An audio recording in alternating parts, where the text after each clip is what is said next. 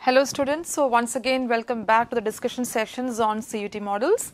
So we have a fresh set of questions on the board and we will start as usual with finding out the error if it has got any. Okay, so we have been given 3 questions on the board where in case if any of these sentences, if any of the parts has got error, you need to find it out and you have to locate the exact part where the error falls in. Okay, so we'll start with the first sentence. We have same type, almost 3 in number. So the first sentence is where we have the question, wise men follow noble with N-O-B-E-L ideas, whereas fools disregard them. Okay, so now the thing is very much obvious that this part has the very first part has gone wrong and A part has gone wrong. And what is the error there? See this word noble. We do not use the term noble ideas but noble ideas. So instead of noble, it should have been noble, good ideas. Okay, so noble or virtuous ideas. So of course the first sentence has error. The first part itself has got error, and that is the word it should be noble, not noble, not Nobel Prize. Okay, it's noble. So N-O-B-L-E is a spelling. So it's regarding the spelling that once the spelling changes, of course the meaning also would change, and that word noble does not fit into this context. So it should be noble, N-O-B-L-E, noble ideas, whereas fools disregard them. So the error is in the first part. Okay, now the second sentence is, the naval officers successfully fought the pirates who had looted and plundered for many years. So here also a part has gone wrong, and that is again the first part where the error is with the spelling of the word naval. Okay, so here this naval, of course the word called naval exists but not the naval or anything connected with navy that we have here. So something connected or else to use it as navy officer, it should have been N-A-V-A-L, not N-A-V-E-L, because the word naval with N-A-V-E-L is something, a part which is upon your body, that is your lower abdomen part. Okay, so that is that space cavity, that's what you call naval. And here you wanted it to be, or you wanted it to be connected with navy, right? So it should be N-A-V-A-L. So it's same mistake, same error, just like the word noble with B-E-L is wrong. It should have been N-O-B-L-E, exactly same way. Here naval officers, it should be N-A-V-A-L. Okay, so if you correct the spelling, automatically the sentence also would be correct. Okay, now the third sentence, he acted not as per my advice but somebody else. So here also see what a big coincidence that in all the 3 sentences the first part is where we have located the error. Okay, so here he acted not. He acted not as per my advice is the wrong usage. Instead, you have to use he did not act. Did not or didn't. Did not act as per my advice but somebody else.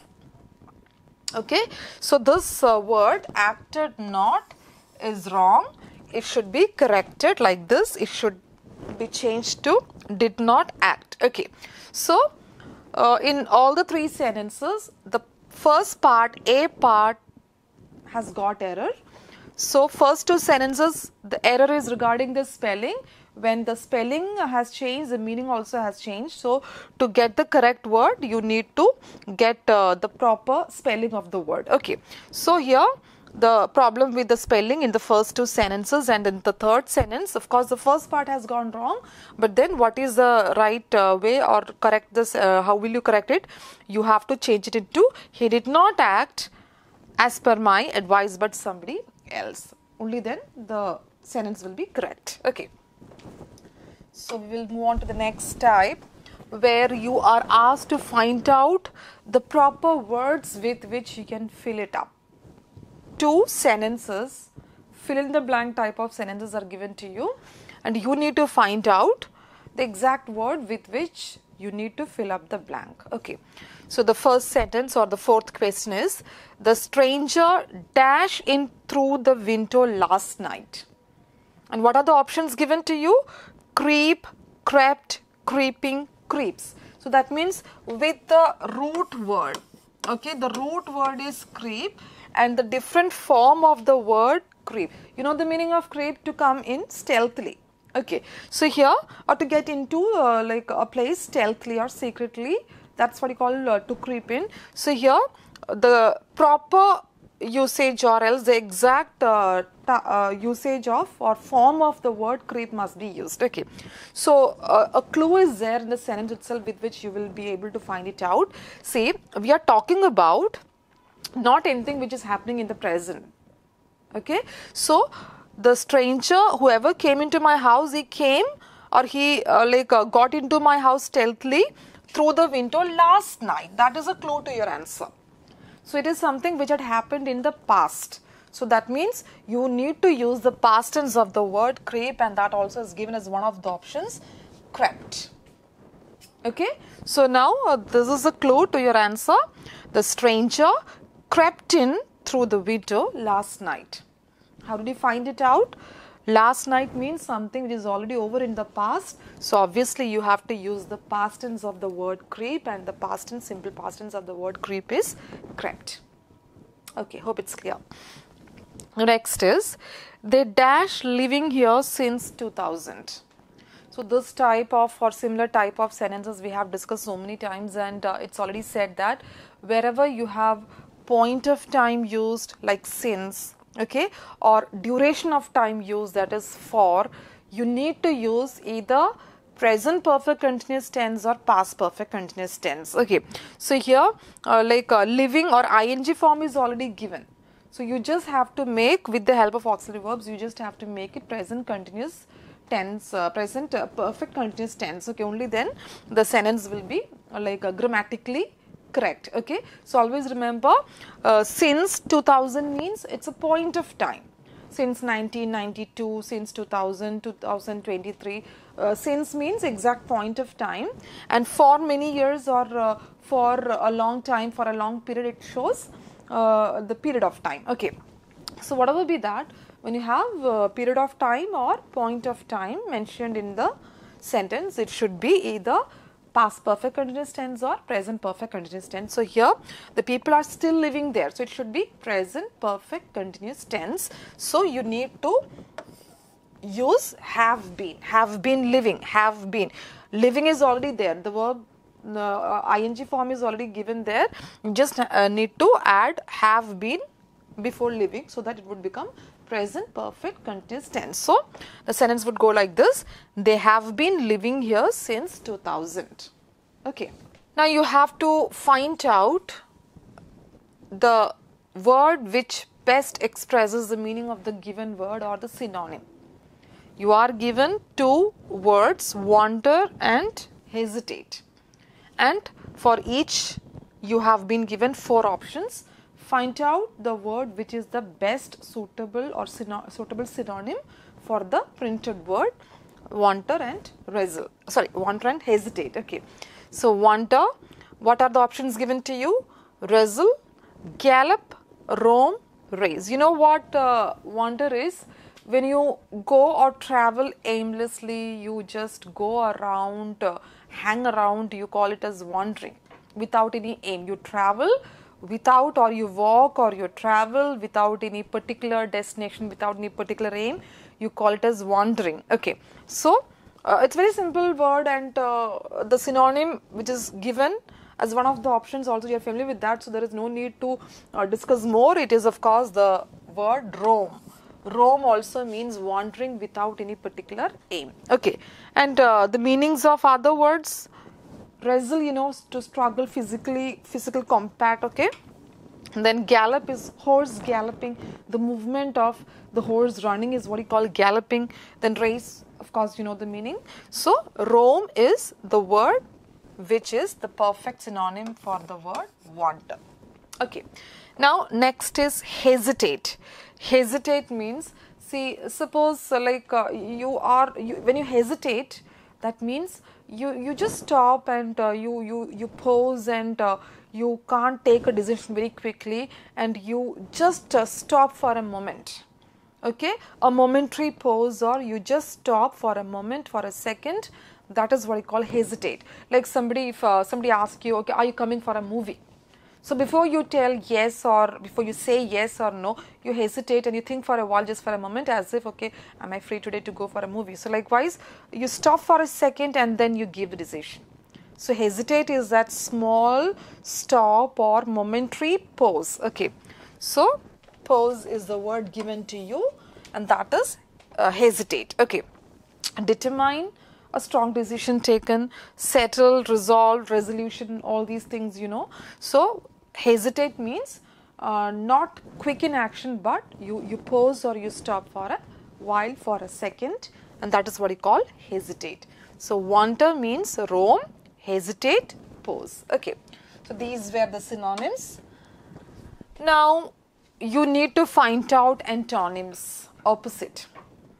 So for wander and hesitate, you were asked to find out the synonyms or similar meanings and similar words. So here you need to find out the opposite, or the words which are antonyms to the printed ones. Okay, so the word is assent, and then the next word is virtue. So assent, what is the meaning? Before you find out the meaning, you need to know what the meaning is, otherwise you will not be able to find it out, right?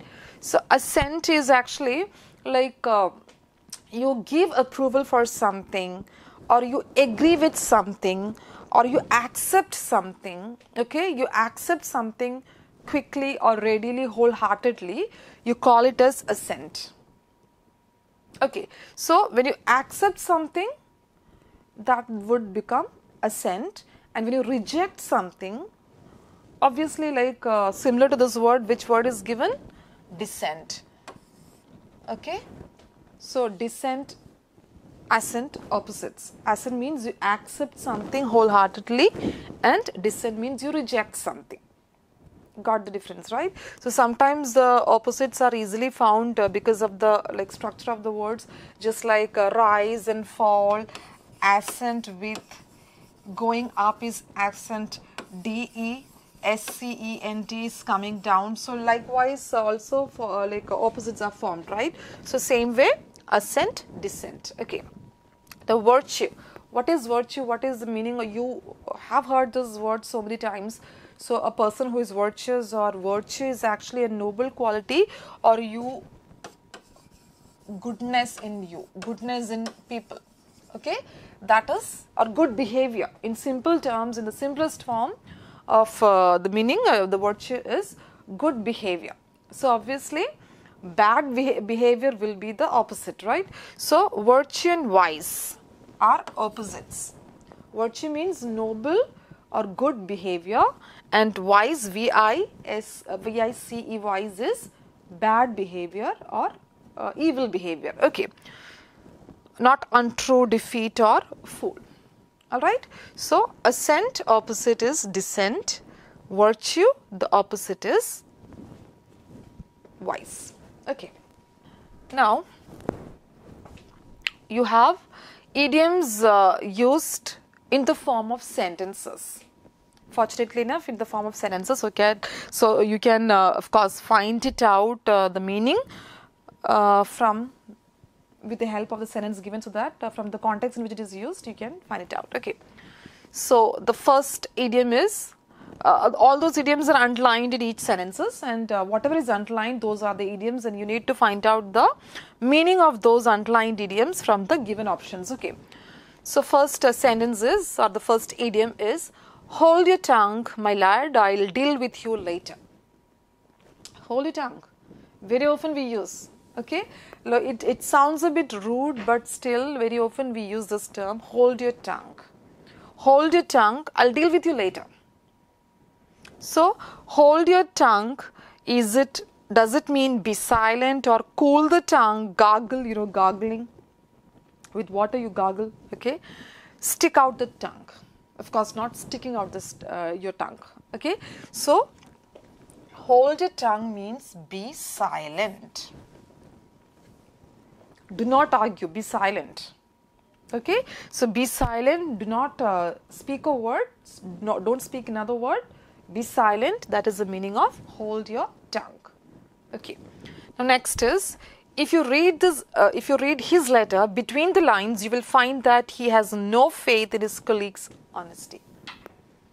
To read between the lines. Actually, hold your tongue, reading between the lines, these are the terms, these are the types of idioms that we use in our everyday life, right? So, in the sentence itself, it's clearly given. If you read his letter between the lines, not the proper way, but between the lines, you will find that he has no faith in his colleagues' honesty. So, what is reading between the lines? Not to accept or understand whatever is printed directly, but you try to understand the hidden meaning. Okay, sometimes things are not very clearly given, as if almost like clues, or you just assume or you just guess it out, okay, this might be the meaning. So, like when you find the inner meaning of something, the hidden meaning of something, that is when we use this idiom. To read between the lines, okay, not to read in secret, but to find out the inner meaning or hidden meaning.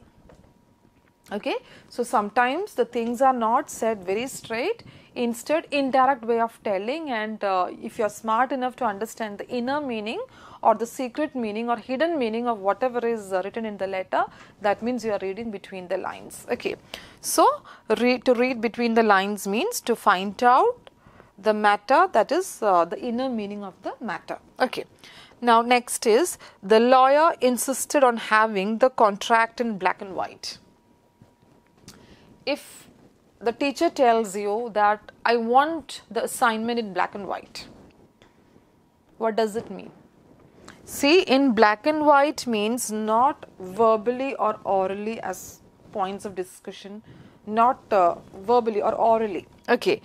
Not figuratively or obliquely means directly, but in writing. So, in black and white means in printed or in writing, in typed or printed form, in writing. Okay. So, when the teacher asks you to submit the assignment, not like it's not a discussion, not that you need to give the answer. I don't want the answer orally, I want it in black and white means I want it in writing. Okay. So, hold your tongue means to be silent. Then to read between the lines means to find out the hidden meaning or the inner meaning, and then to have something in black and white means to have something in written format or written way. Okay, not orally or verbally expressed. Next, okay, I thought I skipped. Fine. So, like, yeah, now we have 3 sentences printed, and in every sentence a part has been underlined and a few options also are given to you. So, in case the underlined part requires any sort of improvement, if it is not correct and if it requires improvement, you have to choose one from the given options. And in case if there is no improvement required, that means you can choose the last option as no improvement. And you are familiar with this exercise, okay, we have done it so many times in almost every exam that we have similar type of questions, right? So, will you lend me few rupees in this hour of need? If somebody tells you that, okay, I'm in need of money and I badly need some money, so will you lend me few rupees? So, how will you, or else whatever is underlined, lend me few rupees, is it correct? No. Lend me few rupees is wrong. It should have been lend me a few rupees. It's just the matter of adding a between me and few. So, why can't it be taken as lend me few rupees, and why is it lend me a few rupees? What is the difference? I'll tell you that. Say, suppose if we have 3 boxes, okay, 3 boxes, and the first box, box number 1, box number 2, box number 3. Okay, so box number 1 means it has got maybe a few things, a few books, some books. Remember, the box is not full of books, not filled up with books, but not even half filled. just a few books. Okay, and this box, second box, okay, that may have just one or no book, not even one. Okay, and this third also has got, exactly like the first box, a few books. All right, now the thing is, here if I say the first box is filled up with a few books, that means the box is not empty. It has, even if it is not filled up with books, but at least it has got a few books, 3 or 4 books. At least it's not empty. It has some books. So that a few is to be used when you show that the box is not empty or something is not empty, like there is something with which the box is filled up. Okay, and without a, so if I use a few, then few, here the few. A few, first box has a few books, not many books but a few books. Okay, so, like small in number, but at least it's not empty. Then the second box means, second box has few books only. That means no books at all, maybe one, just for name's sake, just one. That shows very less or hardly anything. Okay, then third box is, the few books in the third box is of no use at all. That means the third book, that the total of whatever we have, it's of no use. So a few means positive in the sense that at least it has got something, not empty. Second, without a means no, not anything at all, nothing, empty.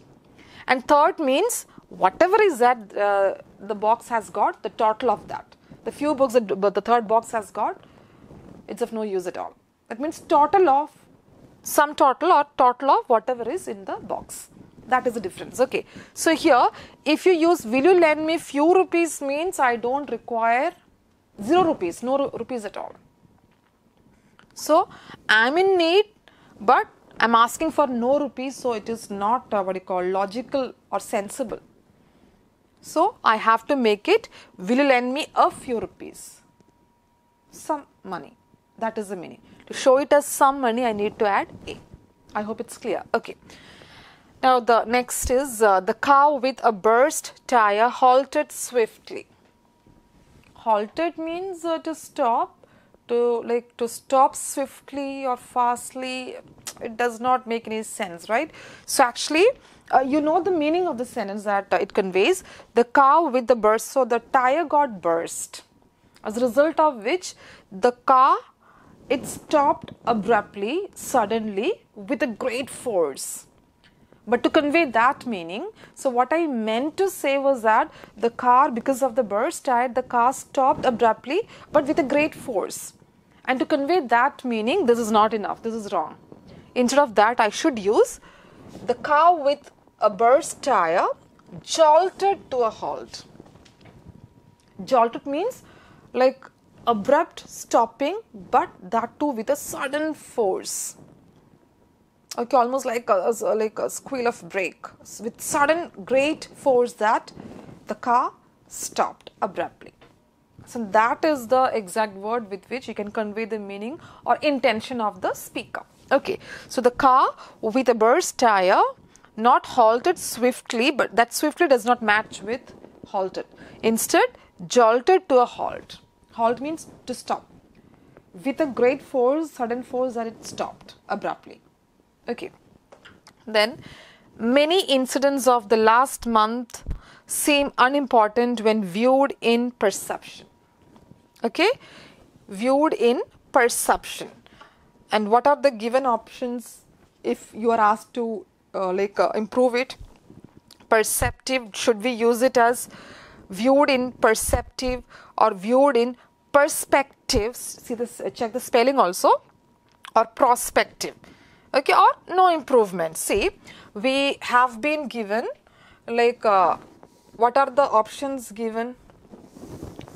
Let me rub this off so that it will be easy for you to see. The options with perception. Perception is the word which you need to change. This is the word which requires change. Okay, if it requires change, then what are the options given to you?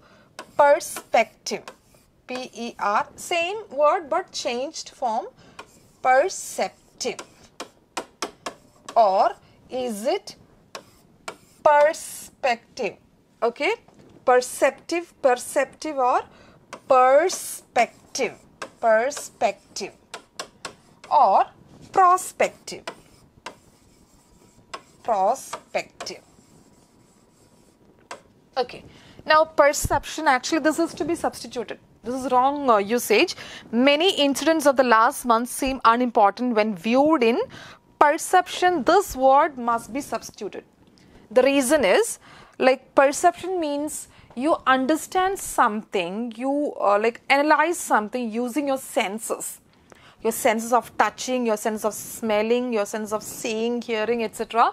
When you understand something, that is what we call perception.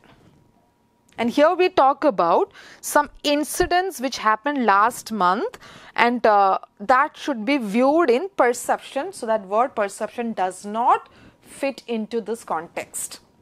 Perception means, that means those incidents you never, you cannot understand, or you cannot analyze those incidents using your senses of touching, smelling, tasting, etc. So this word must be substituted. Okay, now we have been given perceptive, P-E-R-C-E, perceptive, or perspective, or prospective. Okay, so perceptive, P-E-R-C-E-P-T-I-V-E, is that means you become sentimental regarding something. You become sensitive regarding something. Sensitive approach.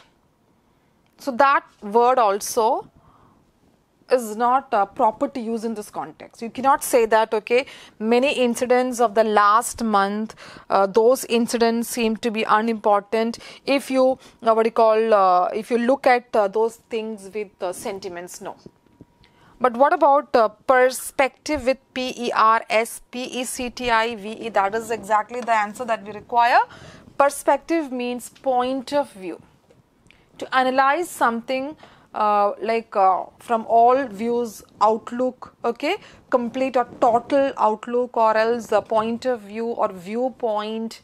So those things are required to analyze the incidents. To understand the incidents, you need a perfect outlook. You should not be biased. Instead, you should have a proper viewpoint.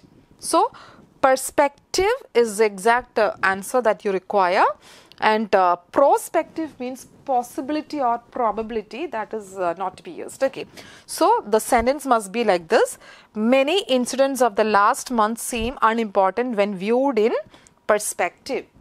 When you analyze the matter from all sides, from all angles, and that too from a particular point of view, only then you will be able to understand the significance of it. So in that sense, perspective is the exact word with which you have to substitute the word perception. Okay, so slightly confusing, but like a huge difference between the meanings. Okay.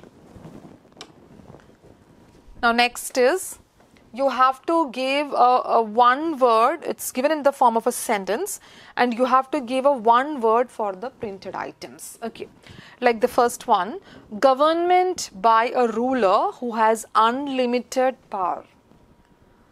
Okay, a ruler who holds unlimited power. That ruler is not the king. So it's not monarchy. Monarchy is where a king or head or a monarch is the head, and he has got unlimited power. Okay. Democracy, you know what democracy is. Anarchy means no rule at all, or chaos, or complete confusion.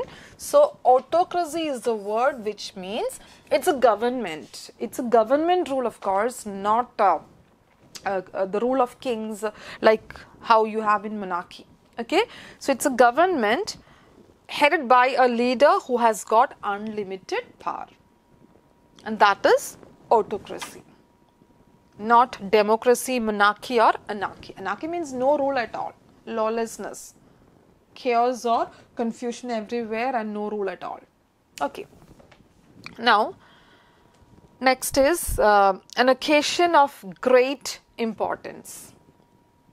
If it is a particular occasion which is of some importance or great or extreme importance, what do you call that? What is the one word which you use for that? Exemplary, what is exemplary? To set an example. No connection with the printed thing. Then momentous is there. Herculean means something very tough task is called Herculean task. So exemplary, Herculean cannot be taken. So now you have confusion between the two options, momentous and grandiose. With the word grand, you may feel, okay, it must be something grand or something very important. Actually, grandiose means something stylish, very grand and impressive, attractive, but not occasion of great importance. Occasion of great importance means momentous. Momentous. Momentous is the exact word which means it's an occasion which is given great or due importance. And grandiose is something which is a performance which is stylish, attractive, impressive, but not momentous. Okay. Then a person who is always hopeful and looks upon the brighter side of things. It's just a spelling mistake. Okay, the one who has got great hope and who always believes that things will be all right, things are going to be right, and nothing will go wrong. Always positive about things in life, or a person who has got positive attitude towards life. Okay, and see the options given. Okay, some of the options are ridiculous. It seems. Florist. Who is a florist? The one who sells or deals with flowers, sells and buys flowers, cut flowers. Okay, so florist. Artist, you know who an artist is. Then theist. Who is a theist? The one who believes in God, the one who believes in that power which is behind all what happens in our in our life, in our nation, or in our universe. Okay, so the one ardent believer of God is theist. So optimist, actually this is a very familiar term and everyone knows it, that a person who is hopeful, has got positive attitude towards life, is called an optimist. And what is the opposite of optimist? The one who always believes that okay, things are not going to be good and fair, and the one who is always sad and not at all completely negative. What do you call such people? Pessimist. Optimist, pessimist. Okay. Now we have been given two questions where some words are printed, different words, not same word but different words, and only among these words one word has got a wrong spelling. So in the first set, out of these four words, one word with the wrong spelling, you have to find that out. Okay, so poignant. Poignant means what? Something sad, touching, sentimental, sad. Okay, that is poignant. Correct spelling. Then prevalent. Prevalent also has got correct spelling here. Then malignant. Malignant means evil or malice inside. Relevant is the word which has got the wrong spelling. So the word relevant, something important, is printed with wrong spelling. So how will you correct the spelling? R-E-L-E-V, it should be V-A-N-T, not V-E-N-T.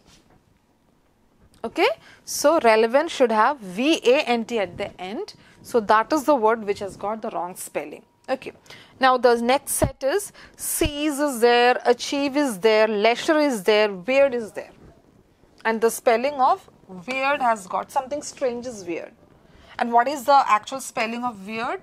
It should be W-E-I-R-D, not I-E-R-D. If you swap I and E, the correct spelling. Okay, so weird means something strange, but that should have the spelling W-E-I-R-D. Okay, so here 19th one, relevant is the wrong spelling, and here weird has got the wrong spelling. Okay. Now we have a passage and 4 or 5 passage based questions, and see, actually it is a factual passage. See, there are different types of passages that you get for exam. Factual is there, descriptive is there, objective is there, subjective is there. So factual means something related to facts, something which exists in the world as true or factual. Okay, so here it's all about the giant Ferris wheel situated on the banks of the River Thames in London, the London Eye. London Eye. And what is giant Ferris wheel? What is like when you go for fair and all, FAIR fair and all, when you go to the fairground, you might have seen how a giant wheel like structure is there, okay, and that runs with an outer outer circle, and where we have the seats or car like structures, carriages like structure for the people to be seated, and this thing revolves. Okay, that is what you call Ferris wheel. All right, so it's all about this Ferris wheel, and based on which it's a lengthy passage but factual one. You know what, like even if this passage looks quite lengthy, but one thing is there, if you get a factual passage for exam, you're lucky enough. Why? Because based on facts, if you have questions, all those questions will be direct questions, and the answers you do not have to spend much time for it. Just like the one here, even if the passage is quite lengthy, but the answers are so straight that you can find that out within within minutes time. Okay, like the first one, the structure, only that you have to be a bit careful. I told you that do not expect the answer to be in its proper order. Like the first question will have the answer somewhere in the first or second paragraph, then the second question will be after that. No, sometimes to get the answer for the first question, you have to find it out from the last part, just like how it is given for this question. The structure built for the Festival of Britain in 1951. So search for that year 1951. We have been given the years 1999 is there, then 2008 is there, okay, and then 2011, and here 1951. So which structure was built in 1951? It is the Dome of Discovery. So it is given straight. Okay, so you don't have to worry about the length of the passage. It's given very straight. Dome of Discovery is the answer, and with the help of this year printed, you will get the answer very quickly. Okay. Then the tallest Ferris wheels in the world is. So which is the actually it is not. We started with London Eye, but that is not the tallest one. So in course of the passage, you may find which one is the tallest one. Okay, so here it was built in so many years back it was built, and it was in 1999, and then later another one was built, okay, with in 2006, and Nanchang is built, but after that, and that was 160 meters high, and something else came later in 2008 with 165 meters high, and that is Singapore Flyer.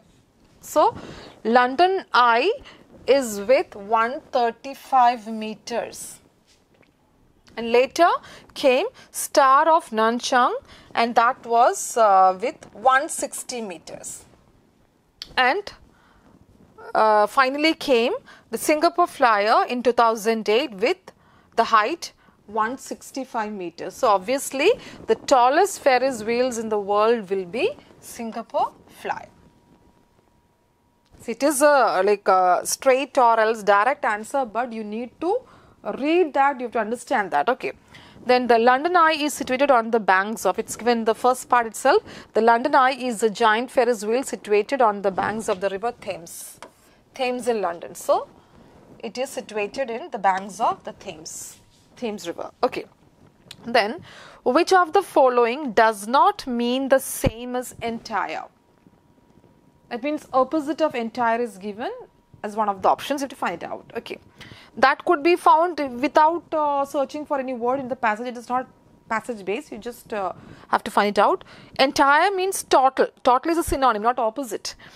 partial, whole, complete. So total, whole, complete, these are the synonyms of entire, and only one is the opposite, and that is partial. Partial means not whole, not entire, only a small part, not fully, just a small part. So partial is the exact answer. Okay, and now the last question is, the highest viewing point is provided by, and that is given towards the last part.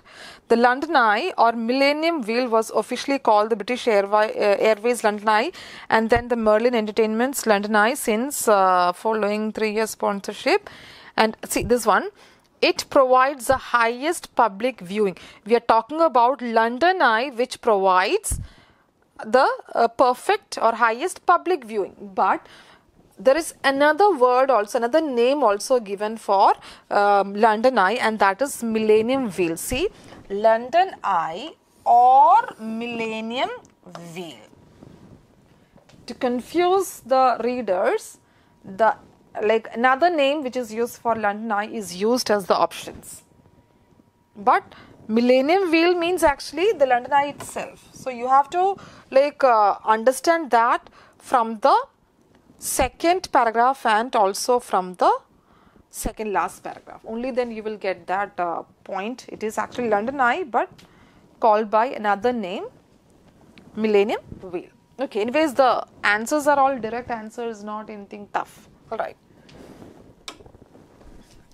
Now we have 2 questions on the board, and here again you have to find out if any part of these sentences has got error. If no error, you have to choose the last option as no error. Okay. So the first one is, several great battles took place among the British and the Americans. Several great battles took place among. So second part, took place among. B part is wrong. Why? Because see, the word among is used when you have a group where more than 2 exists. Like when I say the battle, or else it was a quarrel between 2 boys. When 2 items are there, you have to use the word between, not among. When a group is there, you have to use among. So here we speak about only the British and the Americans, only 2 items. 2. So you can't use among, it should be between. So the error is in the second part. So suppose if I say that, okay, distribute the sweets between the 2 boys. Correct. If I ask them, somebody to distribute the sweets between the boys, means I'm talking about between 2 boys.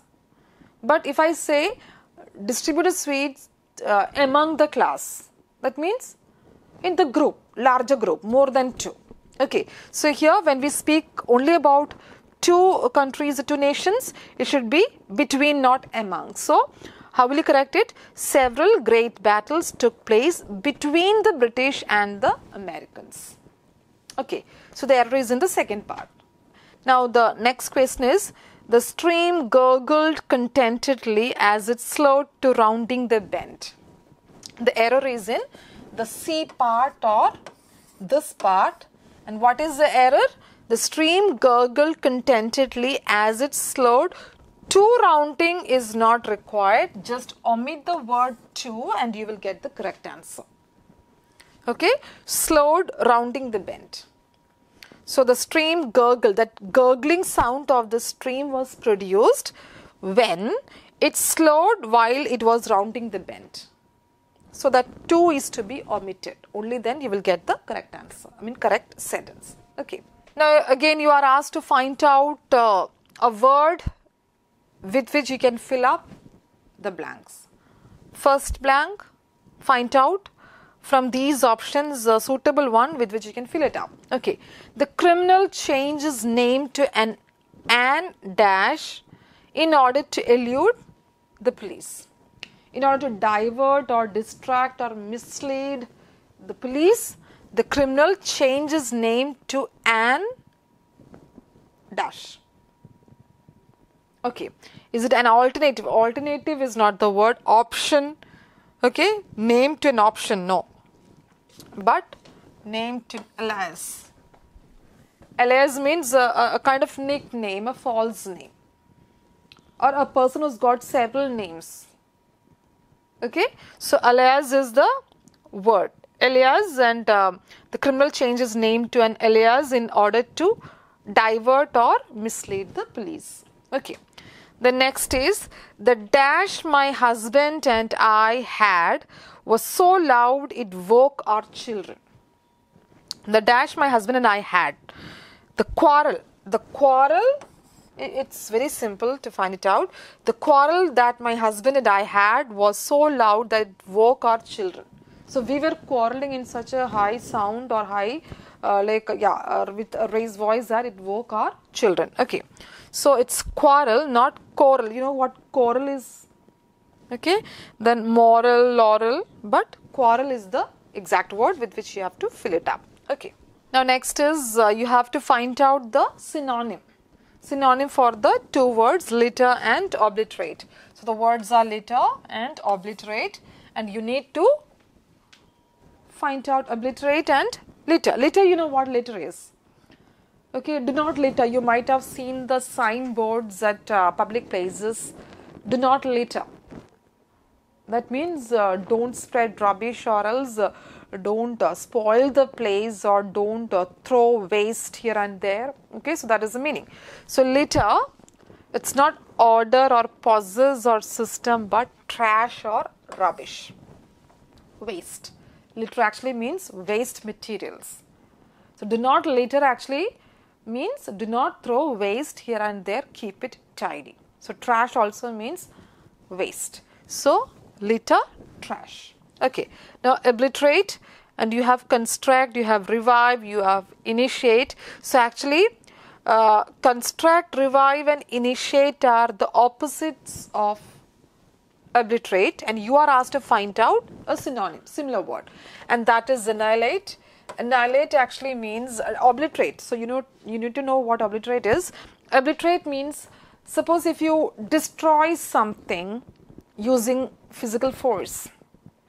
Okay, you cause harm to something by means of violence or using your physical force, that you destroy something, to destroy mercilessly. That is what you call obliterate. And annihilate also is the same thing. And it's pronounced as annihilate, not annihilate, but annihilate. Annihilate means obliterate, that means to destroy something mercilessly. Okay. Opposites construct, revive and initiate is not destruction. Alright. Now find out the opposite of the words printed. The words are scrimp and guzzle. Okay. Now scrimp, I'll give you a clue, like skimp is actually the synonym of scrimp. Okay, not opposite but synonym. So scrimp means a person who saves something, S-A-V-E-S. One who saves something is, scrimping means to save something. To save is to scrimp or to skimp, same meaning. So the opposite will be squander. Squander is to waste. Saving, wasting. Scrimp or skimp means, or conserve, almost same in meaning, to save something. Squander means to waste.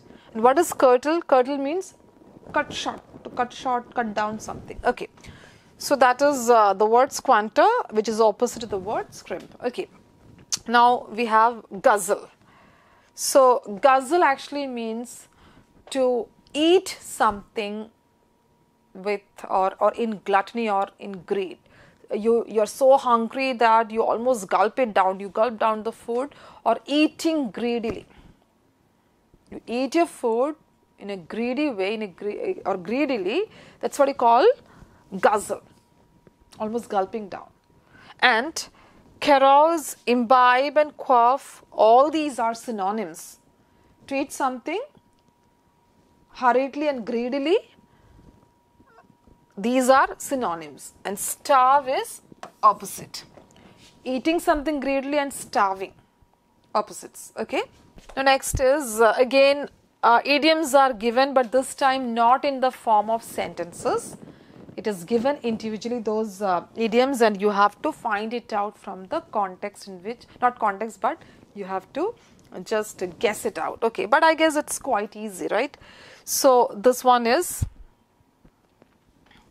to heave a sigh of relief. When do we heave a sigh of relief? Like we expect, okay, something unpleasant is going to happen, and after that, when it did not happen, you say, oh, thank God. That is what you call heaving a sigh of relief. Suppose you have done something wrong and you are very scared of the punishment. You have done something wrong in the class and you are so scared that, okay, the principal or the teacher will come right now and will scold you for this, and you are waiting for that punishment, or you know for sure that you will be punished, but then nothing had happened, you are not punished, and the teacher did not even ask about it. That means you heave a sigh of relief. Thank God. So that is exactly to heave a sigh of relief. That means to suddenly feel very happy because something unpleasant which you expected to happen did not happen. Okay, or else something unpleasant which came to an end suddenly. So what will be that? Something unpleasant when it ends abruptly, or else whatever you feel that would happen but did not happen, that time also you heave a sigh of relief. Okay. Then we have another idiom, not idiom, but improve the, only one idiom was there. So let me check once again. 34. One question is missing, right? Yeah. One more idiom is there. I guess they might have missed it. Alright, so like we will pass on to the next type of question. Improve the underlined part of the sentence. Okay, so one of the parts had been underlined. She was uneasy because she never been on a plane before. Okay, see, as far as I remember, I guess the one which we have missed out, the question number 35, is to be on cloud 9. To be on cloud 9 is the idiom, I guess, as far as I remember. The meaning of that is when you are extremely happy about something, that means you are in cloud 9. To be on cloud 9 is the idiom, and that means to be extremely happy. Okay, so even if the question is not visible, not printed, but like you should know what the meaning is. Okay, now we will come to the 36th question. She was uneasy because she never be on a plane before. Of course, grammatically it is wrong. Why was she uneasy? Because it's her first time flying, or else first time in the plane. So because she never be on a plane is wrong usage. So instead of that, what should be the option? Because she had never been on a plane. She never been is wrong. She is never been wrong, but she had never been on a plane. So she was uneasy because she had never been on a plane before her first flight. Okay, the next is no one knows how he escaped dashed to pieces. So it's a very mysterious thing. It's almost like a miracle that it happened, that nobody knows how he managed to escape without getting dashed into pieces, without getting into pieces. That is the meaning that the sentence conveys. Okay, no one knows how he escaped dashed to pieces. No, but being dashed, ed form, being dashed to pieces, not being dashed without ed, but being dashed with ed. So nobody knows how he managed to escape without getting or being dashed to pieces. Okay. Now again, you need to find out a one word for the following sentences. The upward force that a fluid exerts on a body floating in it. The pushing force with which a body floating is pushed upwards. What do you call that? In sea or in water, in river, in pool, wherever you have, when an upward force or a force, something which pushes you up, what do you call that particular force? And that is upthrust. Not plunging means you dive into water. Submerge also, okay, merging. Capsize means ship capsizing because of strong waves. When the ship topples up and down, it's almost like capsizing. So upthrust means the force with which a body floats, okay, that is what you call upthrust.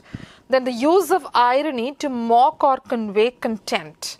That means when you ridicule something, when you ridicule or when you go on mockery, and that is to show your hatred, what exactly is the what you call term to be used? It's not sanction or approval or flattery is just the opposite, okay, praising is just the opposite, or giving compliment, no, but sarcasm. Sarcasm is the exact word to be used. You're sarcastic means you're making some you're making fun of something because you hate it. You have a strong feeling of aversion towards a particular thing, and that is why you are making fun of it. So you are sarcastic there. Okay. So sarcasm is the exact word with which you have to find out the one word. Now next is again we are given two set of two questions where like in each only one has got the correct spelling.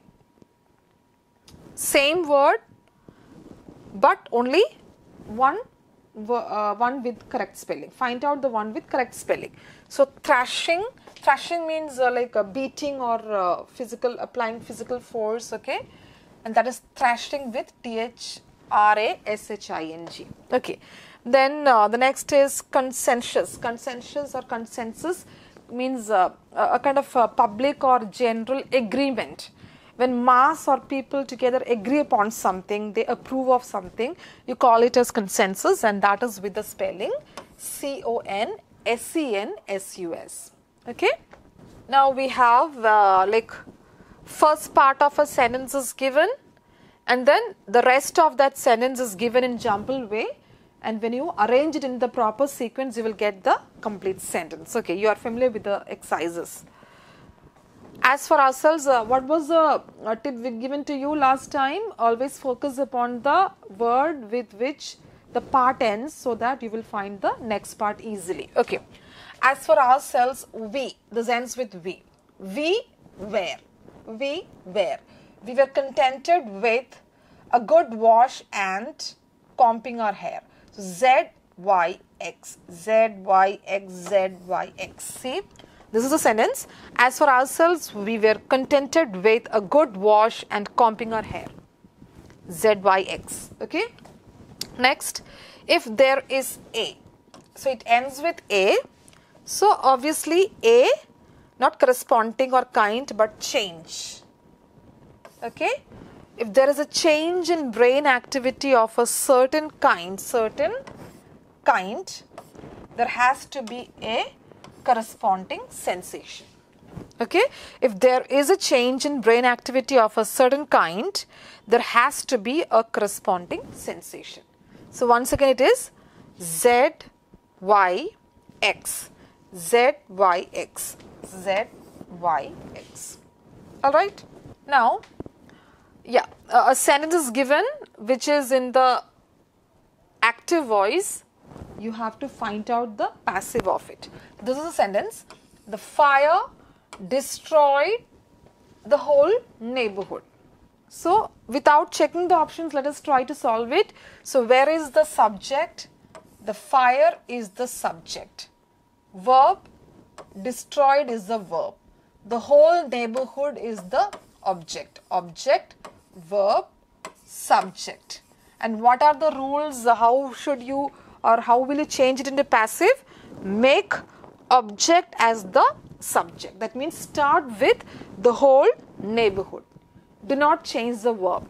Destroyed, past tense, make it in destroyed itself. The whole neighborhood was destroyed by the fire. So, the whole neighborhood is destroyed. That means you change the verb. You can't, you change the tense. You cannot do that. The whole neighborhood was destroyed by the fire. Destroyed is simple past tense. So, when you change it into passive voice also, it should be in past tense. Okay, so here it was present tense. The rest was fine, but it was present tense. So it should be with past tense, simple past tense. So the whole neighborhood was destroyed by the fire. So if you know the rules for sure, you will be able to find it out. You can solve it and then find out the options just to cross check. Okay. Now we have been given a direct speech with speech marks or speech inverted commas, and you have to change it into indirect speech. Okay. So let me underline the direct speech. This is direct speech. Okay, change it into indirect or find out the indirect of this. The accused said to the judge, "Let me meet my children before I die, sir." Okay, so the accused said to the judge. So here, let me meet. So actually, the accused is making a request. So you can use the term requested. And let me. And what are the rules here? You have to remove the inverted commas. Okay, and then pronouns also changes. Me changes to him or his. Okay, him and then his, etc. Before I changes to he. Okay, die is simple present tense, and all present tenses change to corresponding past tenses. So simple present should change to corresponding simple past tense. So how will you change this? The accused requested the judge to let him meet his children before he died. ED form, simple past tense form. Okay, so how will you change it? The accused requested the judge to let him, me changes to him, meet his children before he, then die changes to died. Okay, let us see if we have a sentence like that. The accused request, not requested, so this cannot be taken. Then the accused requested, this could be taken. The accused requested the judge to let him meet his children before he died. So this is the correct option. Alright. Now we have a passage based question, and here we just have to find out the connecting words or prepositions, etc., with which you can complete this. Alright. So Jim Crow shuns the, Jim Crow actually means, there are two meanings, but here it means a kind of eagle. That bird eagle, you call it as blue eagle. Okay, so that blue eagle is called Jim Crow. But there is another meaning also which is given to the word Jim Crow. That is a bit rude, I must say.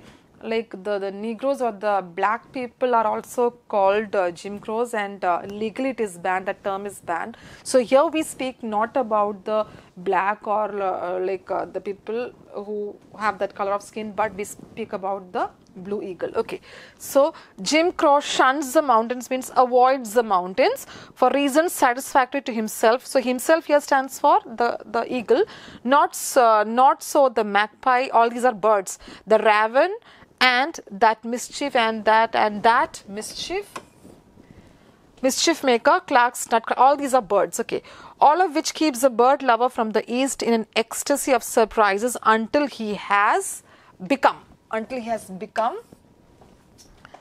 accustomed to his changed environment. One cannot help one cannot help falling into the speculative mood.